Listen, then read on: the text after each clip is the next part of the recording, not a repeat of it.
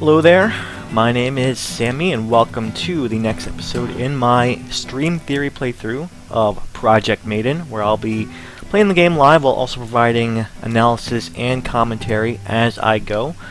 So, last time we left off at a not a great place to leave off, I would say. That's not a great way of putting it, but you know, again, I'm thinking on the fly, so it's hard to put into words exactly what I'm trying to say sometimes.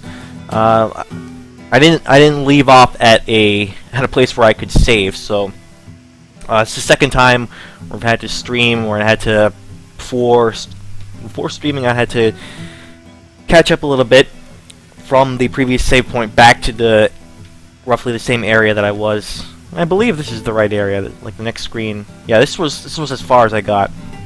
The next screen was as far as I got before I had to end the stream. So I am picking up right where I left off, virtually speaking, but I lost progress because I couldn't save. There was no save point nearby. It'd be really funny actually if the save point was like maybe two screens away and I was so close I could have just kept on playing. But no matter, I replayed it up until this point and now I'm ready to continue on. So a lot of This area is interesting because there's a lot of combat and there's a lot of having to skip a lot of that combat and try to work your way around. There's some guys you definitely have to take down or have to defeat, especially if they have a key. But otherwise, you can find creative ways to platform around most of your enemies.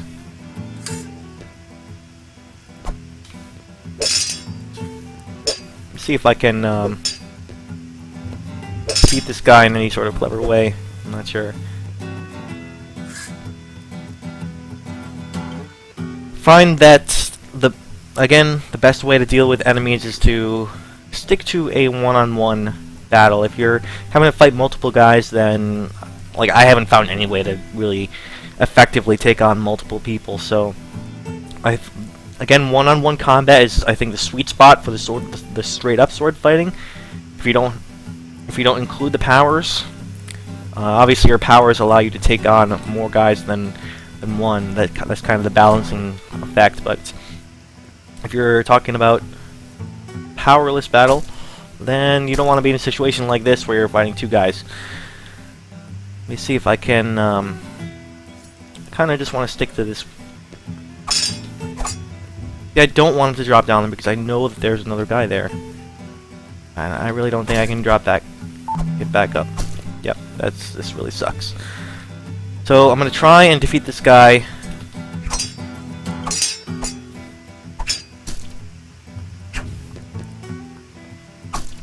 Yep. Alright, well, at least the sword is over there now. That's one thing. Try to defeat the guy while he's up here. He also has my key. And he's gonna kill me, okay. This particular screen is kind of tough because of that that hole. Okay, I want him to jump over. I don't want him to jump. Yeah, I actually do want him to jump over here properly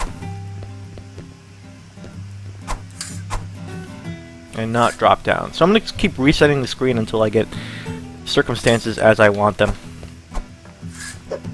Because, as I said, any fight that's more than one dude at a time, I don't find very fair without the powers. And I think mostly comes around you having to be more creative than, jeez.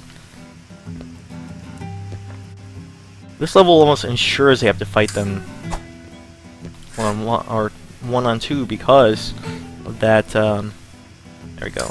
That's a little bit better. Okay, so I want him to...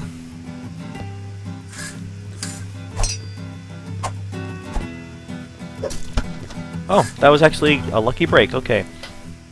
I'll take any lucky break I can get if I'm forced into a situation where I'm doing a one-on-two battle, because I'm not sure... I mean, I bet that there are people who play this game and they're masters at the sword fighting, point where they can just effortlessly weave through whole groups of guys, you know, 2, 3, 4 enemies at once in the sword fighting. But I'm not sure if within the course of this game I can get that good. Again, this is a fairly short game. It's not a huge 20-hour or 30-hour epic experience, so there's not a whole lot of time to practice that sword fighting, the nuances of fighting multiple dudes at once.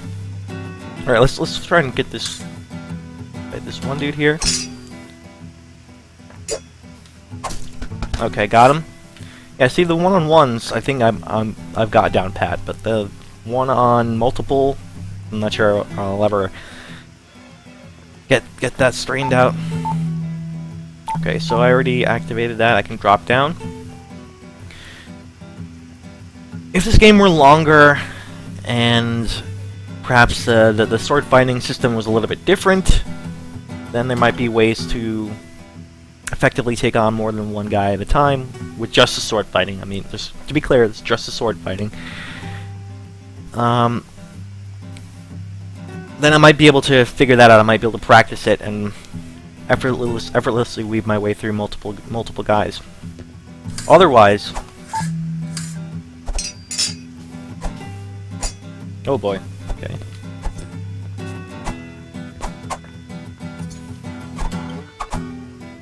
Stick with the dagger here. Uh-oh.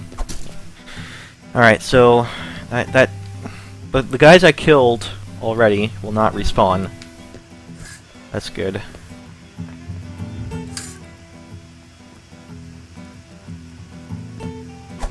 Okay. Got the key from him. So it's possible that, given if this game were longer, I might be able to figure that out. A way to handle the combat against multiple people. But to be honest, I'm not sure if the combat system as it is meant for you to really take on more than one enemy at a time. I really think the sword fighting is best when it's a one-on-one encounter, and you're able to attack and counterattack and focus on your footwork against the other guy's footwork. When you're fighting multiple people at a time, then one enemy can, you know, fill in the other guy's weaknesses or weak times and basically overwhelm you. Okay. But I think that's okay, because then in those combat scenarios where there are many guys in the same room, in that same map or screen, it forces you to think creatively on how to get by them, how to isolate one guy at a time, one enemy at a time.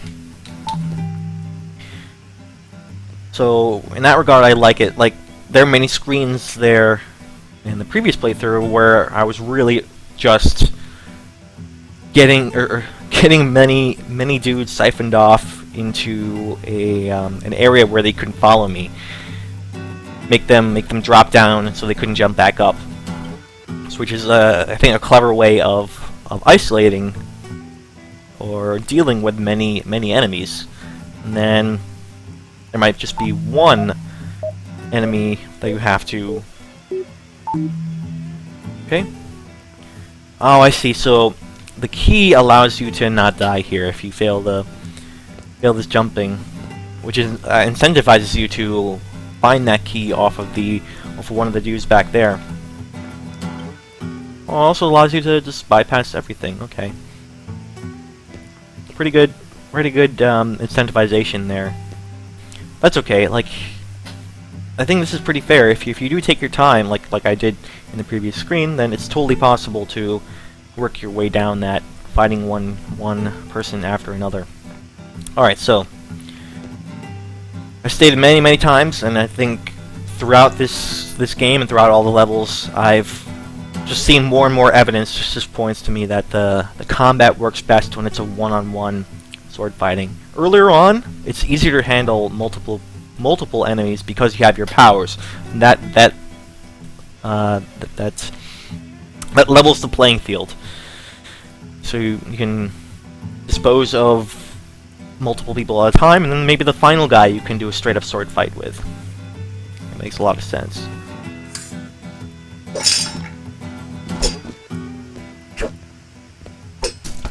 Okay. See, in that situation, I don't feel really bad about kind of cheesing here because we are in a situation where I'm forced to fight multiple dudes at once.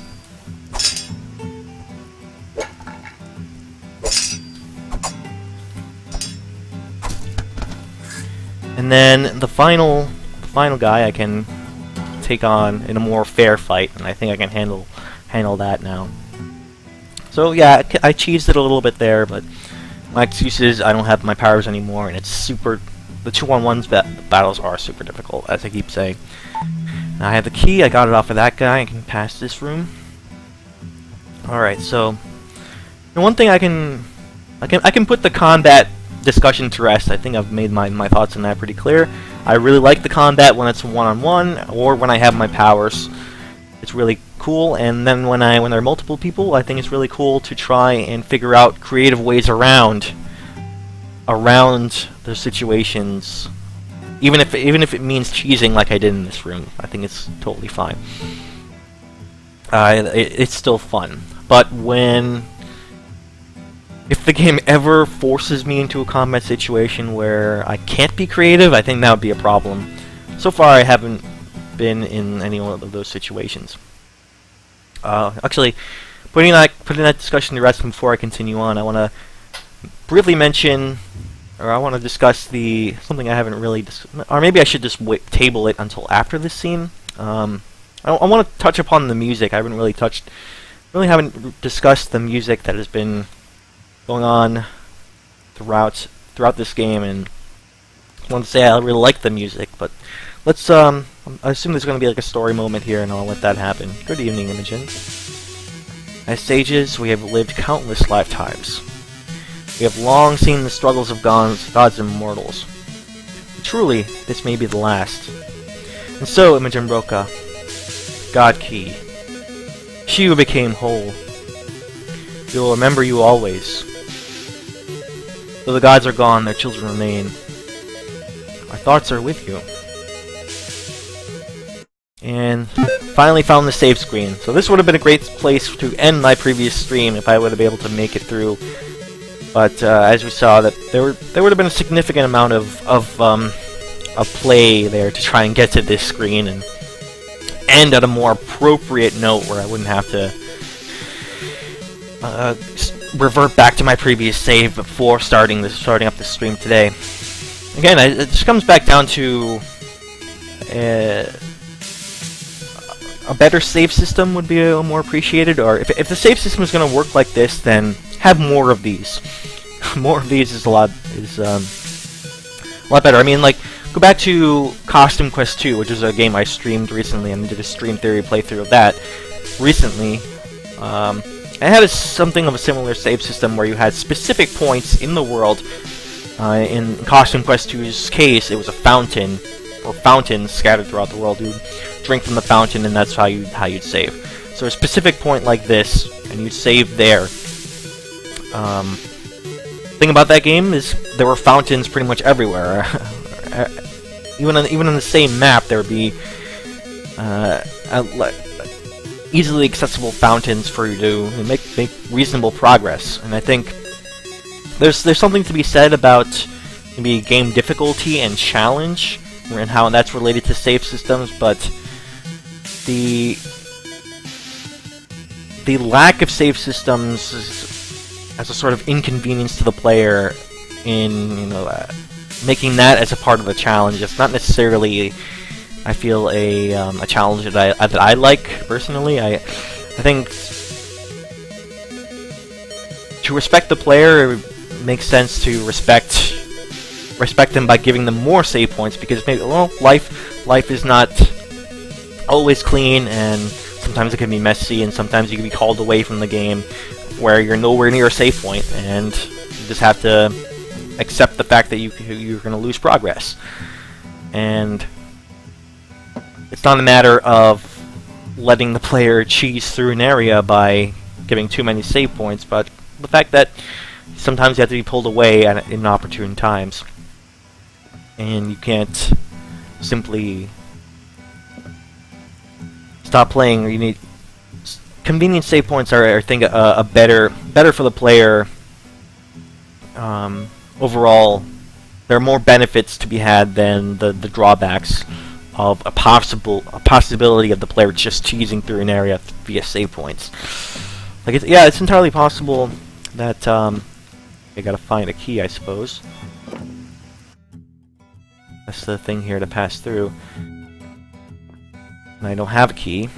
I mean, there's the argument that if there are too many save points, then just the game becomes too easy, as you can, just keep throwing yourself at difficult encounters until you make your way through. I don't know. On the other hand, there's a pretty aggressive checkpointing system in here that kind of counters that. So I don't think the challenge of this game is coming from that. The game is being pretty good about allowing you to restart nearby when you die. I think that the problem just comes down to when you have to actually turn the game off, turn your computer off, leave.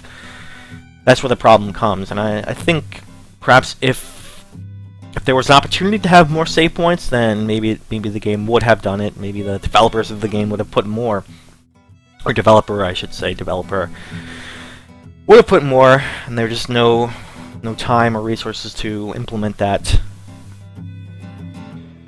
Anyway, bottom line is most of the save points haven't really been a problem for me. It's just recently there have been 2 cases where I needed more saves. that's about it. And the last piece is here, Brucka. We've done it. The djinn are finished. They've handed over the tools of their destruction. We can finally end this war. Typhon will do it for us. You can return to the days of gods and men, and nothing in between. Okay. Oh boy, okay, so boss battle time.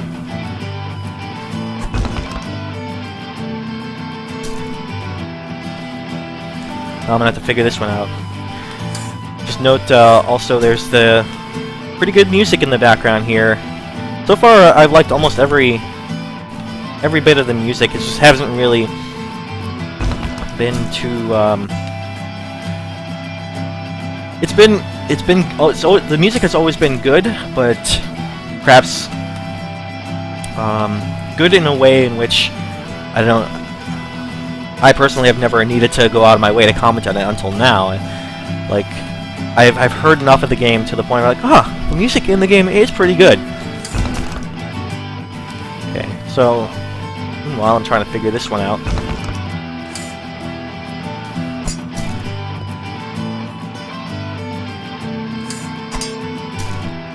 Okay, so you can't simply attack him. Oh boy, okay.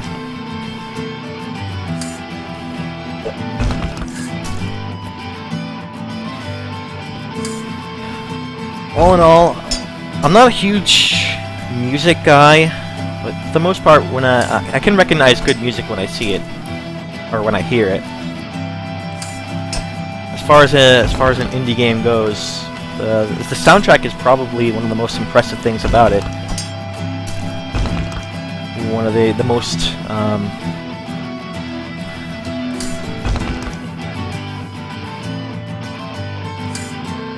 most on-point aspects of the game. Whoa, okay, this guy's crazy. This one's gonna take me a while to figure out. Huh. It's bouncing off all over the place. I think the thing about the music is that it's never really in your face, which is why it took me a while to really comment on the music. Like, it is good, but it's not in your face. It's not too overt. It can be subtle enough to work with the scene and be the background and tone-setting, nature that it needs to be. Okay, no, I think I got it. I think I got one way to deal with him. And you have to be quick, that's for sure. And I think the music is also its strongest during the big epic boss battle moments. Oh no, facing the wrong way. I think that's also where it makes the most sense for them to stand out, because they are meant to be big climaxes.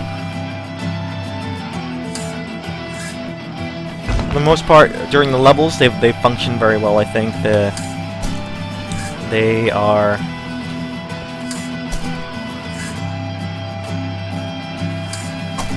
They set the tone appropriately, and they don't distract you. I guess that's a good way of putting it. They're not too distracting. Sometimes game music, while good, they can be too distracting. So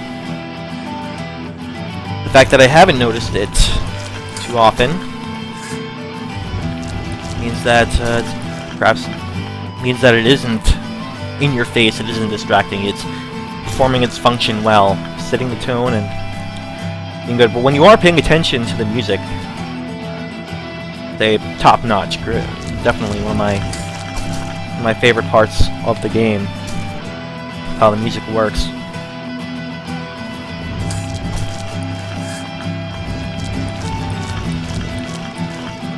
Okay. Don't think I can get behind them from here. See if I can.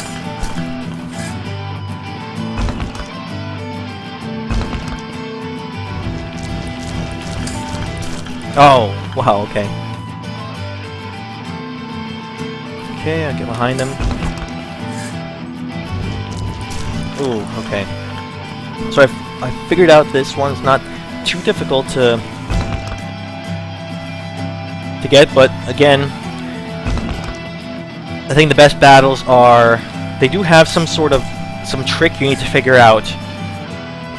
That the trick itself doesn't necessarily have to be difficult. I think the execution is where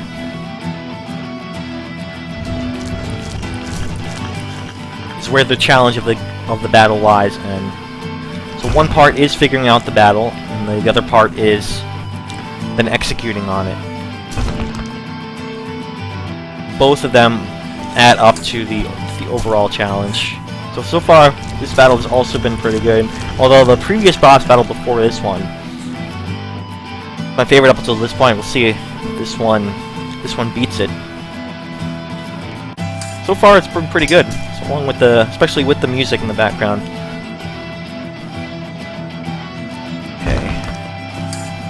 Ah, almost.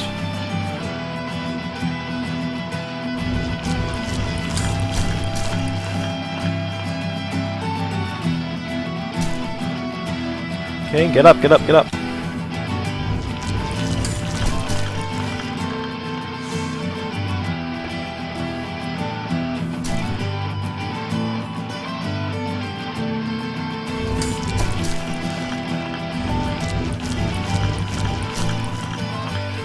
Okay, get up, get up, get up, get up.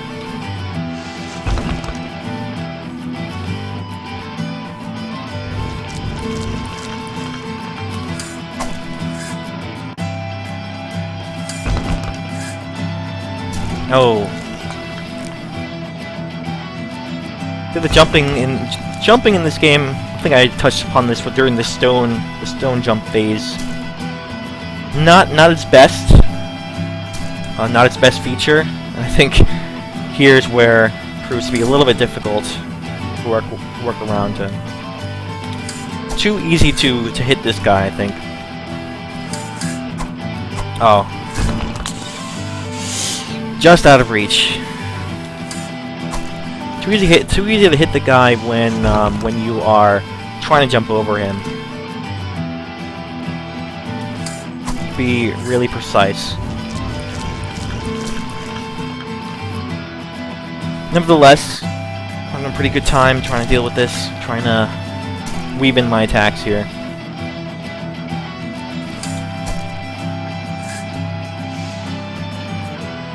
Oof. Okay. So far, one of the toughest things about this battle is just trying to jump over the guy. Just trying to jump over the boss. Okay.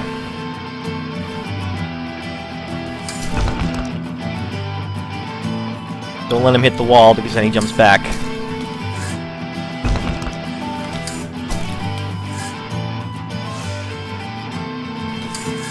Aw, man. Getting a little too trigger happy here. And that's causing...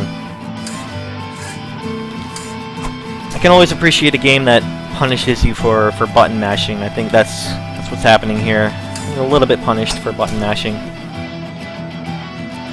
Gotta remember that proper ordering.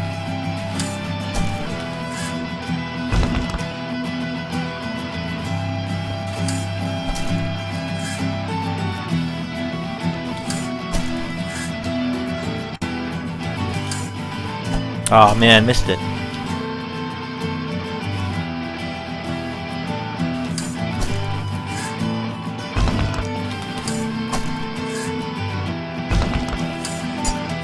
Oh, don't do a direct attack. I forgot about that.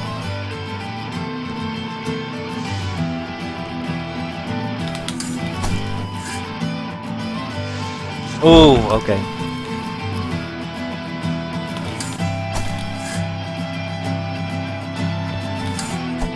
Missed it. Missed it. It's okay. I'm doing okay. I'm doing all right.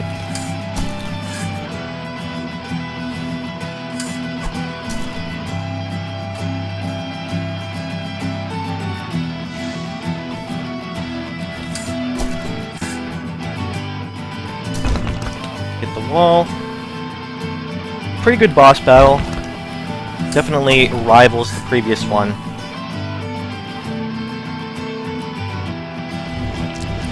Uh-oh, okay.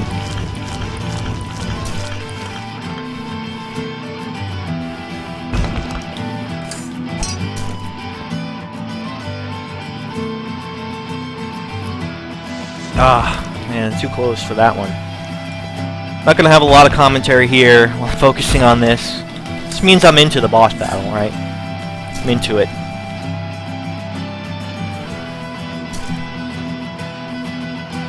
So far, definitely the biggest point of failure for me has been just simply jumping over the guy.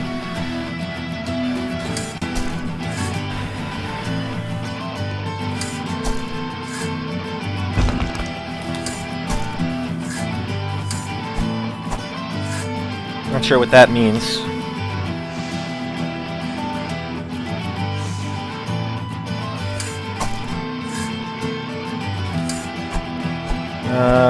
Yep, not sure what to do there. Why he keeps reviving.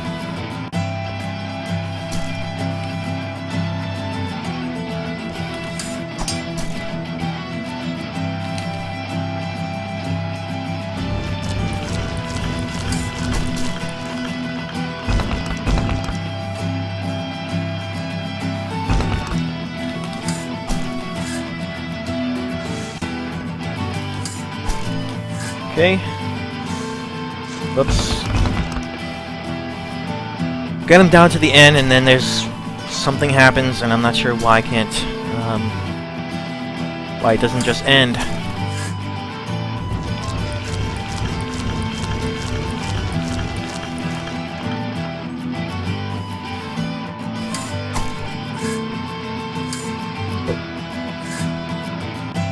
Okay.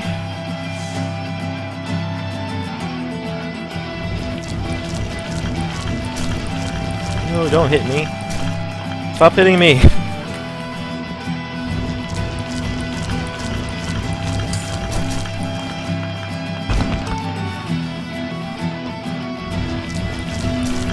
Also, the time it takes for Imogen to get up is just a little annoying. Oh man. Can kind of screw you sometimes as well.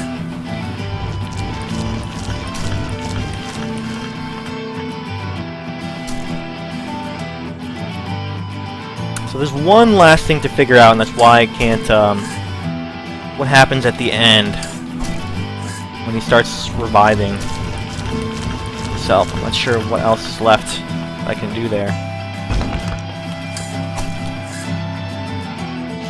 Oh, okay, I thought he was going to do the spikes, but he didn't.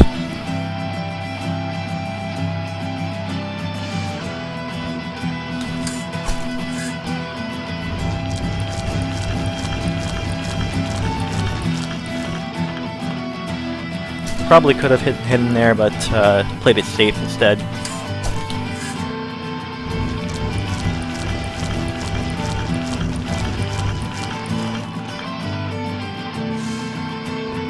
Okay, I don't think I can get behind him here. I need to wait for him to move.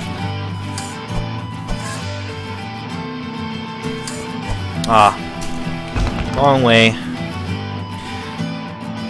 So far, the last bit, not quite getting.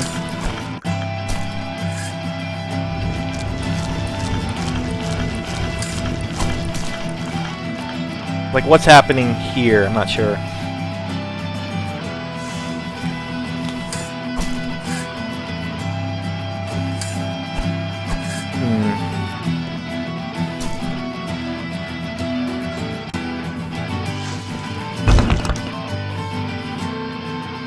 That's the last thing I need to figure out.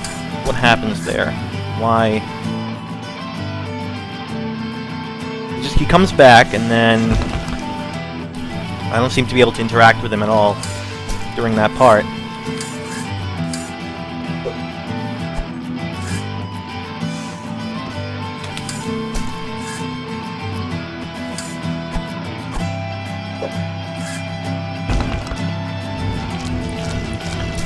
Oh no. Okay, get up, get up.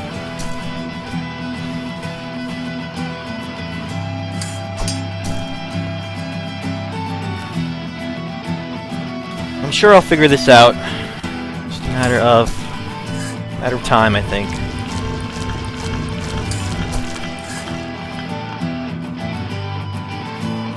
Oh, okay. I just need to interact when he's doing that. Right, okay. Don't need to attack him, just interact, and then... Alright. Imogen Broca. Thank you for delivering my brother to me. Our contract has been fulfilled. We will be gods among mortals no longer. Perhaps this is our end. Or perhaps we will return to our beginning. Regardless, we'll move forward toward our fate. Through that door lies infinite uncertainties. Do not know what will become of your world. Indeed, it is yours now, not ours. Wish us both strength to face whatever comes next. You are free, Imogen. Go and live.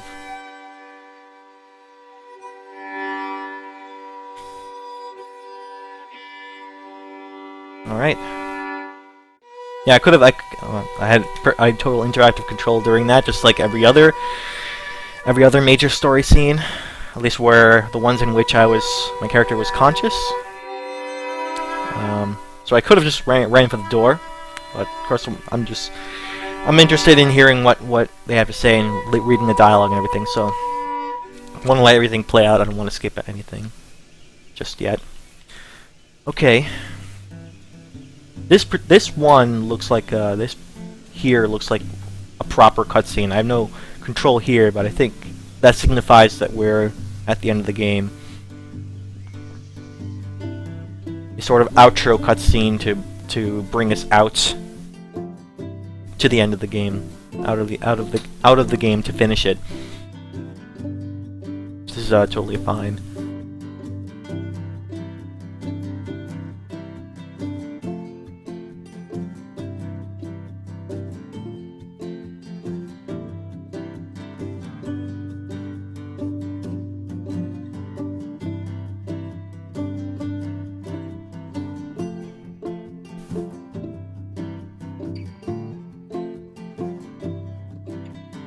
Get a nice happy ending, like that. Climactic battle. I would say that boss fight, pretty good. Probably my second favorite boss fight in the game, with the one I played before, the previous one, being my favorite one. Nice. Credits. Alright.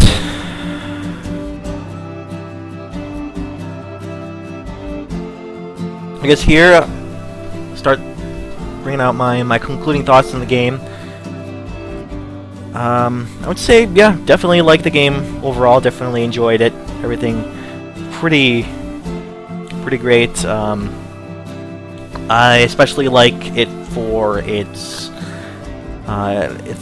storytelling methods. I think the storytelling very strong. I always appreciate a game that lets you keep your interactive control and let you be part of the direction of the experience, even during parts where it's trying to tell you information, dialogue, and whatnot. Favorite part about it, I really liked the combat for the most part. I think there's a lot of great balancing going on with the combat. As I mentioned earlier in this episode, I mentioned how the sweet spot for the straight up sword fighting are the one-on-one battles, and the other powers help you to deal with a much larger battle. But even in the case, later on in the game where you're losing your powers, even then I like having to deal with multiple enemies because it forces you to be creative with them. And of course, you're not. I don't think there's really any way to directly take them on, but being creative means like getting around them, finding ways to isolate one enemy at a time, or trap many enemies in a place where they can't follow you. All of those, I think, are valid tactics and ways that allowed me to continue to have fun dealing with those enemies. A lot of the platforming, another big part of the game was the platforming, and a lot of that stuff that was pretty cool. I think a lot of the puzzles, very creative, dealing with the powers, particularly with the strongest ones. I think of the puzzles I liked were I think it was the transmute power, the one that looks like a fireball. I think those were the cleverest puzzles. Getting to the mirrors, projecting off or reflecting them off mirrors to get through the environment, destroy obstacles. Platforming is serviceable, not the strongest, but as far as navigating around the environment, worked out pretty well. I'd say the better part of the interaction with the environments is the puzzle solving and not necessarily the platforming. I like that a whole lot more than the platforming. So, let's see what else. There were points in the game where I would get stuck, and that's largely due to the way that the game communicates with you, trying to make the communication subtle and not holding your hand. Sometimes it resulted in me getting stuck in the game, and I think while it does suck in the moment, I think overall I can forgive it for that, because I really appreciate the respect the game gives me for allowing me giving me the leeway to figure things out on my own. And I always did figure it out. In the end, I did figure it out. I didn't need to consult the guide or anything. I overcame the obstacles in the end, even if it took me a long time to figure things out. Of course, one of the big points of the game is the non-linearity of it, and how you can choose the 3 main levels in any order, and thus lose your powers in any order. So, I mean, surely there's going to be a lot of replayability for me as I play the game again and deliberately pick a different order how to lose my powers. That said, I think my own playstyle, I think I'll do losing the transmute power. That one last, because there's a lot of combat against multiple enemies that I think in that particular level that I think I don't want to be in the same situation. I want to have some sort of power when I have to deal with that last part there. Yeah, I think a lot of the cleverness of the design, not just the puzzles, but just overall design of the levels, is based around that. The fact that you can approach each level differently depending on which powers you have at the time, which one you decided to lose first, or which level you decided to pick first, thus losing that particular power. The power associated with that level, you lose. So you lose it lose your powers depending on that order, which levels you choose, which of the 3 levels you choose first. I guess what I'm getting at is that most of the 3 levels allowed you for a lot of ways to approach it, and also there's a lot of there's bravery in the level design in deliberately cutting you off access to certain parts of it because you didn't have a specific power to reach a certain area at a time. And I think I've said in previous Stream Theory playthroughs that I respect games that can hold back content from the player because of the choices that they make. It's not just giving you content because of the choices you make, but also holding back as a sort of consequence to those choices. I think, for the most part, I don't like when games deliberately try to show you everything that's in the game. They want to make sure you see everything and leave nothing. They hold nothing back based on the choices that you made. They always leave you an out to see something, some secret area, a way in, even if some choices causes you an obstacle to that area. There'll always be like a back door or something that allow you to see that content, because I think that largely comes down to developers putting a lot of effort into making that stuff. Why not allow the player to see that stuff during their playthrough? I think there is a good reason to not allow the player to see that stuff, because it adds a lot of weight to your choices. It actually makes your choices significant. So the fact that a game like this can hold back some content because of the powers that you decided to lose first, or you lost, you did not have during the subsequent levels, I think reflects a lot of bravery in that design. So I can respect it for that. I definitely appreciate it for that. Especially, it's one of the things I always look for in a game is that if it's going to be non-linear, if it's going to truly be non-linear, if it's going to truly give you choice, are there consequences for your choices as well as pluses? So I can respect it on that level. Right, so I realized, like, from many of my from watching a lot of my archives and, you know, summing up the discussions, writing them there, in my archives, that at points of the game I would be very negative, but I think I was just being fair, and also acknowledged that I was positive at many points too. So I think, you know, that no game is perfect, and especially an indie game like this without a lot of resources, like, it's going to have its flaws. All games are going to have their flaws. So just to make sure I recognize them, I don't pull any punches, and I don't hold back on any positive comments as well. So yeah. In short, I definitely like the game. I appreciate it for its non-linearity. I always love non-linearity, and I definitely most of all like its storytelling and how that it works with the non-linearity as well. Oh, speaking of storytelling, I think one of the things that could be improved upon in Project Maiden is perhaps the storytelling.